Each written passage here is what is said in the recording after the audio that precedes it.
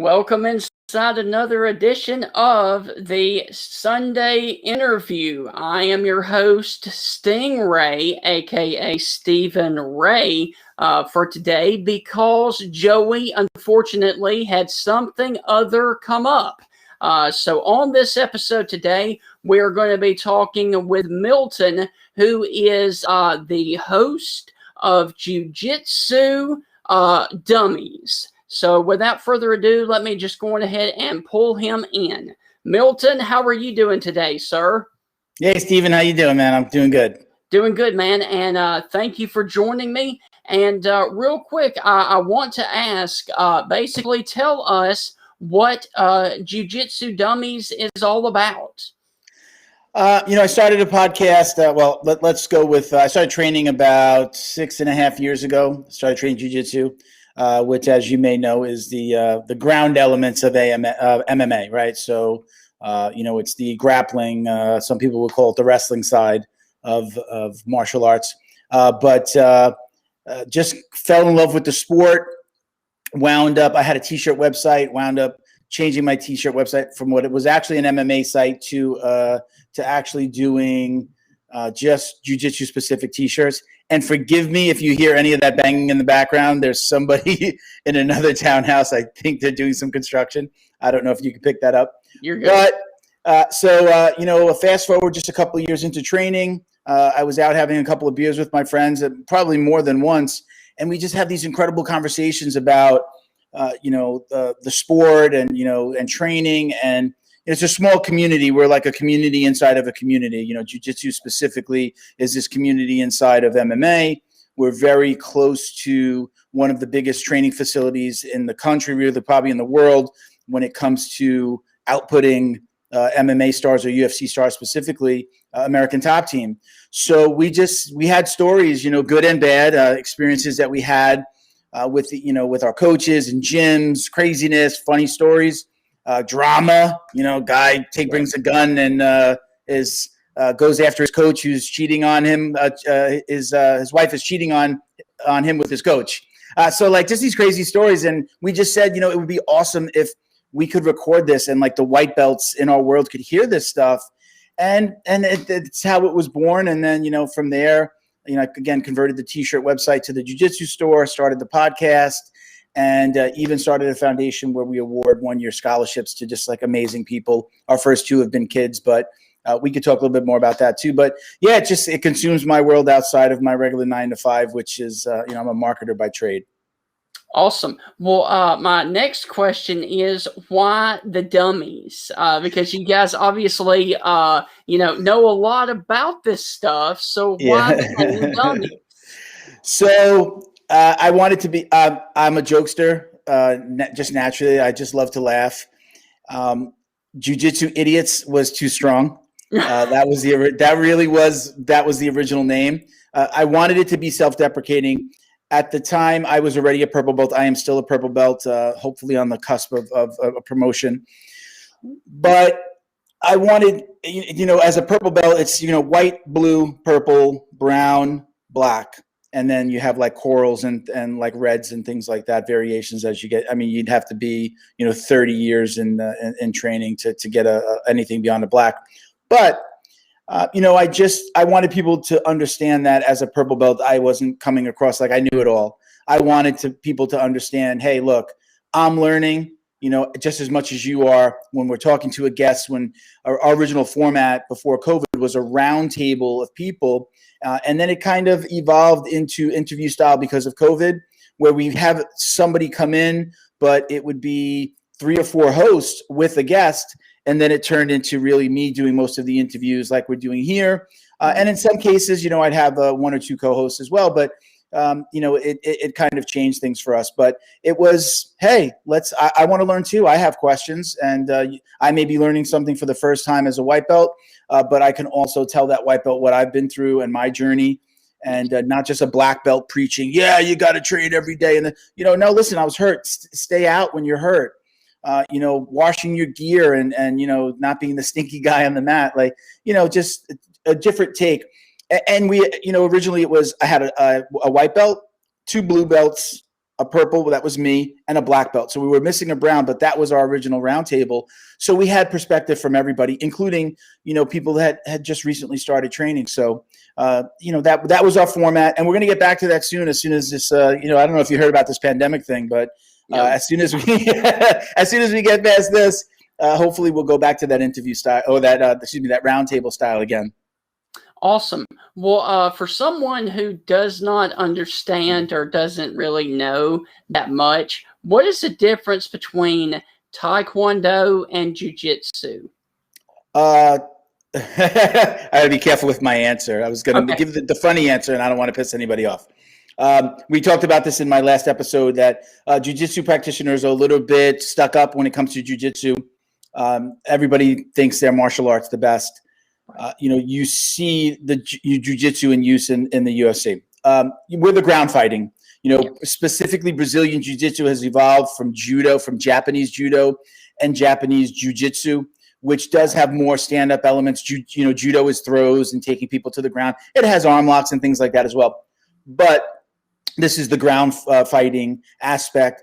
And, the BJJ, or the Brazilian Jiu-Jitsu, was really kind of evolved through the Gracie family, and then they brought it to the U.S. But it's more of ground manipulation, or joint manipulation on the ground, chokes, things like that. Now a lot more foot locks, and we're not striking. Put it that way. We're not. I don't punch. When I go train, I'm not punching. I am taking you down, and I am trying to choke you or manipulate you, an arm or a knee or even a foot.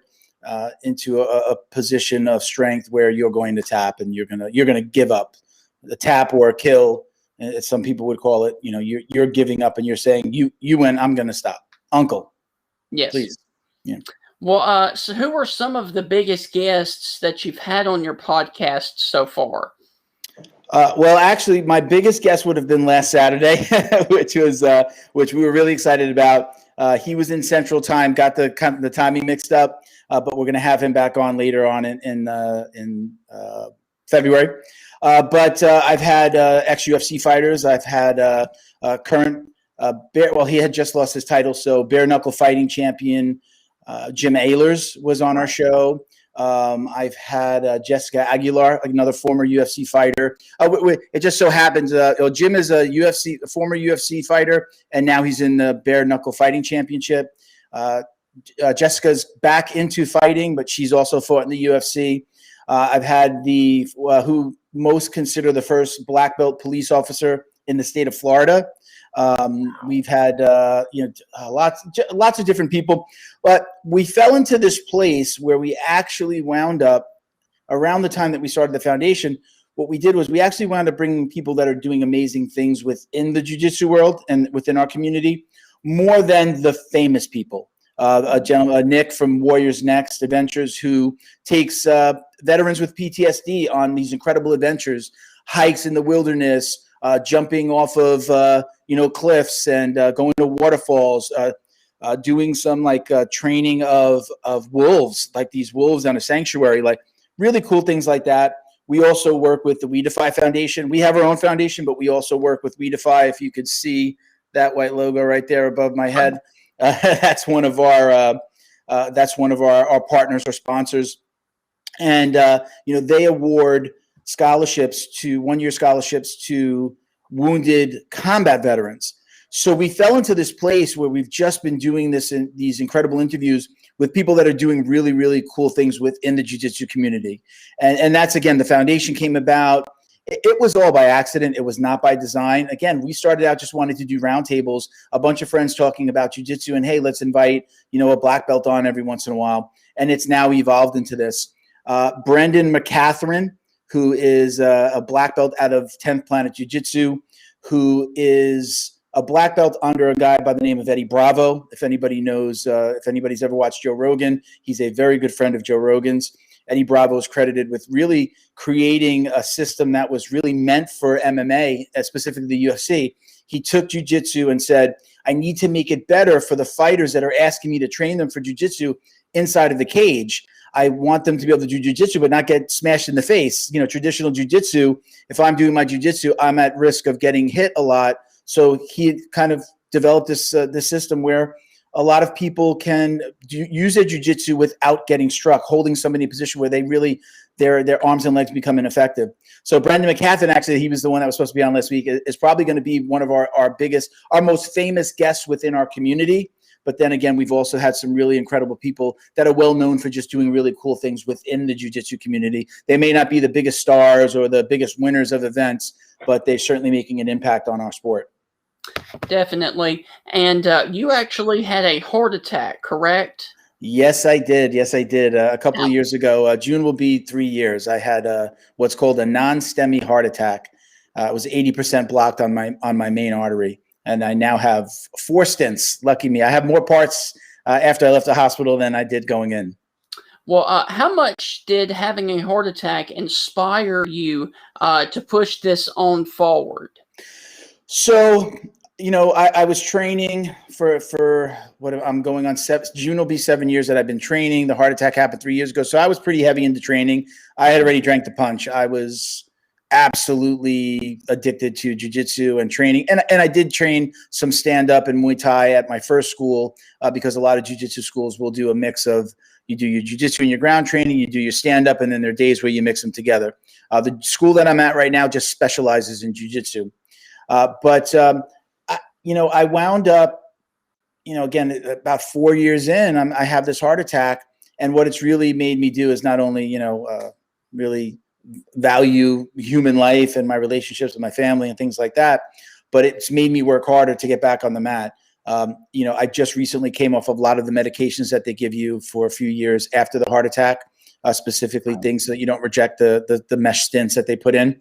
But, I work I work harder now than I ever had to before, because your body has changed, and my cardio is horrible. I'm always trying to lose weight, but my cardio is still horrible because of the heart attack and the medications that I take. So I'm always battling to just really stay in there. I'm 47. I started my jiu-jitsu journey right before my 41st birthday. So I was already older for this game. I'm the oldest person in my gym and probably the biggest guy. I walk around at about 235. But I'm strong. I work out. I try to keep myself in good shape. I got a lot of that weight right here in the middle. But kind of works for me with jiu-jitsu too, because I can control people a lot better. So, but the heart attack really just didn't stop me. Can I say it inspired me to work any harder? Probably. I'm very much more conscious of how I train. I have very set schedule of when I train and breaks in between. I'll train 2 days on the weekend and usually like a Tuesday or Thursday or maybe a Wednesday. So 3 to 4 days a week. But I have to work to train a little bit harder than I did before the heart attack. Even though I didn't realize that the blockages were slowing me down and messing up my cardio. Ever since, it's again mostly because of the meds. It's a little harder to keep my cardio, which is so important in our sport. I could have the best skills in the world, but if I gas out and I can't keep up with a faster, younger opponent, I'm gonna get caught. I mean choked. Are we ever going to see you in the UFC? No, that's not something for me. The most I'll do is there are huge tournament systems within the jiu-jitsu world, grappling and jiu-jitsu. There's something called ADCC, IBJJF. There are all these organizations. I just went to kind of a televised, I'll call it televised with air quotes, on an app called Flow Grappling or Flow Sports, really it's evolved into, that puts on or has organizations that air. It's kind of like a UFC fight pass for jiu-jitsu. Think of it that way. Or really for very unique sports, jiu-jitsu being one of them. Flow Grappling is their jiu-jitsu and grappling side. So maybe something like that one day, but in the UFC, and those days are long past me. What my dream is to corner one of these youngsters that's coming up and be their jiu-jitsu coach in their corner at a UFC fight. I would love to do that. I've spoken to my wife about that a few times. But in the ring, no. On the mat, yes. I mean, I can handle myself and compete at my level. With the tournament systems, you're usually fighting somebody of equal age, weight, and experience. So you're usually fighting somebody at your belt within a set age range. At my age, I believe now it's 40 to 50 I would fight at. So I could have a 40-year-old or 50-year-old that I train against. So still love to do that, but otherwise, yeah, I'm not going to be inside the ring, but would love to help train somebody that is. Well, what was your thoughts going to the UFC? What was your thoughts on Conor McGregor's last fight?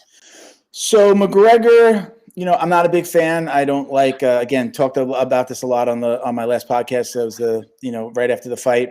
I'm not a big fan of the heel. The guy that's playing the bad guy. I think he's taken it a little too far. The incident in New York where he threw the dolly at the bus, it was just kind of the end for me. Right. He's a great fighter. Can't take anything away from him. But just because you say you're the best doesn't mean you're the best. Mm-hmm. He's definitely, lost to, guys like Nate Diaz. He's lost to now Dustin Poirier. He in boxing, he lost to Mayweather, and he made a lot of excuses, So, you can't lose to the best in the world and then say you're the best in the world just because you fought them. So not the biggest fan. Happy to see him lose. I tell people I don't have like my favorites in the UFC. I have the guys that I don't like, and I'll root against those guys because I just like to see a really good fight, especially if it's two really gamers in there and they're they're putting their all into it. I'll go back and forth between who I'm rooting for. I'm that guy, but I've been watching boxing and UFC most of my life. So boxing most of my life and UFC since the early 2000s. So I just like to see a really good fight and. McGregor himself, again, I just don't really like. I never took to Tito Ortiz. I never took to Conor McGregor. Right. I just don't like those talkers. Get in there, even like Frank Shamrock, with a chip on his shoulder. I like the guys who just go in there, do their work, and thank everybody and go home. Why do you feel like going to something else? Why do you feel like that Brock Lesnar never really took off? Because, he has the build to do it. He just, for me, was a little bit of a bust. Well, he had that diverticulitis, I believe it was called. He had that health issue. So he was out for a little bit, or at least he wasn't able to really train the way that he wanted to, and actually fought without knowing that's what he had. Right. I think that was a little bit more about money for the UFC, for the WWE, and for him. I don't think it was ever, if you see it, nobody likes to get hit in the face. I actually had this conversation today at training where I said that, not everybody can take the punch to the face. Just because he's big and he looks bad and he's got all those muscles doesn't mean that, that he likes to get hit in the face. The guy that I was talking to says, yeah, man, when I get hit on the nose, man, that's it, that button. Oh, man, that hurts so bad. You have to be able to get hit. You could be talented. You could look great on the bag. Hit those pads like nobody's business. Have the most incredible cardio. But if you can't take a punch, and I'm not going to say that I could ever get in the ring because of this, but sometimes when I would get hit in the face in practice, it would it wakes you up and it drives you harder. And then there's some guys that go, oh no, let me take this to the ground. And those guys, they do good. Even Khabib Nurmagomedov, I think is kind of like that. Once he gets hit, he's like, all right, it's time to go to the ground and let's finish this fight. But I just don't think that that Lesnar really wanted to be in there. That was more about money. Dana White and what's this guy's name from the WWE? That they're buddies. Vince McMahon, they're buddies. I think this was just more about let's do some crossover promotion. Let's get some of each other's fans on, on the other guy's side. And it did what it was meant to do. It built the sport. It got bigger. It brought in fans that probably just really didn't understand or know anything about MMA. They were tuning in when Brock Lesnar, those were some of the biggest pay-per-views up until this last Conor fight. They were right there probably at the top of the list on when it comes to, pay-per-view buys. So I just think it was about money. I don't think it was necessarily a bust. I think that he did what he wanted to do, which, he got a couple of paychecks. Would he come back? He's been in that ring. I think Cormier's last fight, Daniel Cormier, I think he got into the ring and they were pushing and shoving, but then Cormier fought for the title again. And, we didn't hear anything else about it. So I expect that that's going to continue to happen, that they'll bring over the occasional fighter. Even Batista. I don't know if you know Batista. Oh, yeah. I think everybody knows Batista. Batista is he's just got his, I believe he just got his purple belt now. He just trains Jiu-Jitsu. So, would you see somebody like him, be the next Brock Lesnar? Maybe. I don't know that he's training too much stand-up, but he does train Jiu-Jitsu. So, I think, again, those guys, it's a little bit more about money. Can you go ahead and tell us who you feel like would be right now an underdog to potentially be the next star in the UFC or MMA? Yeah, my last interview, the guy that we interviewed last is a flyweight featherweight champ. We had him on because of that. We know that he's on the cusp of getting that call. He's been on the other end of the call a few times, and things changed in the UFC or somebody fell out. So Juan Puerta is somebody who is he fights at 125. That's the flyweight division. He holds 2 belts, one in Titan FC and one in Cage Aggression. He's fighting in an organization called Combate. It's like a Latin American promotion. They do film here in Miami. He's someone that I think is going to be a force to be reckoned with in the UFC, who's not in the UFC currently. He's been kind of on call, like, so to speak. Like they're going to have him as a replacement, but then I think the fight got canceled. I forget exactly what happened, but he's definitely someone I think that people should keep an eye on. And he's just, very straightforward guy, smiles a lot, has a great personality, and just wants to win. And he fights out of American Top Team down here in Coconut Creek, Florida. So I think he's someone that everybody should watch out for.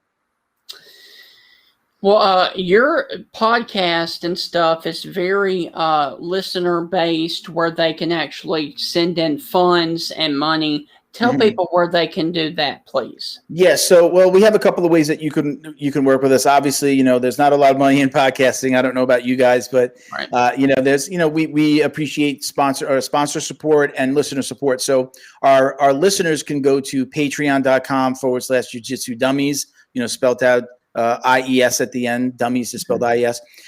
They can find us there. And, we have listeners and actually gyms that donate as little as $5 a month. They call it a pledge. And then we read out their name and their gym, their location, give them a shout out on every episode. That's one way. The foundation, where we award scholarships to kind of, our first 2 winners were these amazing kids. You guys would probably know Bridger Walker. He was a little boy that got bit in the face protecting his sister. I don't know if you saw that on the internet. I think we all saw those pictures. He was our first winner. Him and his dad, Bridger, and I believe their brother, not their sister. I think she was a little too young at the time. They all trained jiu-jitsu. They were already training. So we awarded Bridger our first scholarship. We thought what he did in saving his sister, protecting her, was amazing. Our second scholarship winner, a girl named Gemma Fiorenza, has done a lot of raising money for Tap Cancer Out, another organization in the jiu-jitsu community, in the jiu-jitsu world, that raises money they put on tournaments and they let you raise money so that you can compete for free. They give you prizes and stuff like that. But they run a really great tournament, a jiu-jitsu and grappling tournament. So people could donate to the foundation as well. If you go to our Instagram at Jiu-Jitsu Dummies and you click on the link in our bio, you'll see, click that link and you'll see a drop down of or what they call a link tree of all the different ways you can get involved with us, from supporting us with Amazon Smile to donating directly to our GoFundMe for the foundation, or again, pledging money to the podcast to just help us keep on doing what we're doing. Well, Milton, I have one final question for you, and it is not about jiu-jitsu. Oh, hit me. I am a huge sports fan. Do you follow college football? And if so, who is your team? I do not follow anything but but jiu-jitsu and UFC and boxing. I just this is for me personally. I have no qualms with anybody who watches stuff. I like to watch stuff that I can also do. I'm not going to get into a boxing ring, but I like to put on the gloves and hit the bag. Again, jiu-jitsu, I can actually go and compete at a higher level if I trained a little more. If I didn't have a day job and could train all day like a lot of these guys. So that's where my heart is. I grew up, as a Giants fan. I grew up in New York on Long Island, so I was an Islander fan. I played street hockey and deck hockey with my friends, and I played sports. Giants were my team up in New York. So I just I spend so much time in the jiu-jitsu world that I really don't watch or really have time to watch much else, to be honest. I got you. Well, man, thank you for joining us today, and we will do it again soon. Thank you, man. I appreciate it, Steven. Thank you. You take care. You too. All right. Well, that is going to wrap up this edition of the Sunday interview. I am your host, Stephen Ray. Hope you guys enjoyed it. And as always, we will see you right back here next Sunday for another interview only on the Sunday Interview.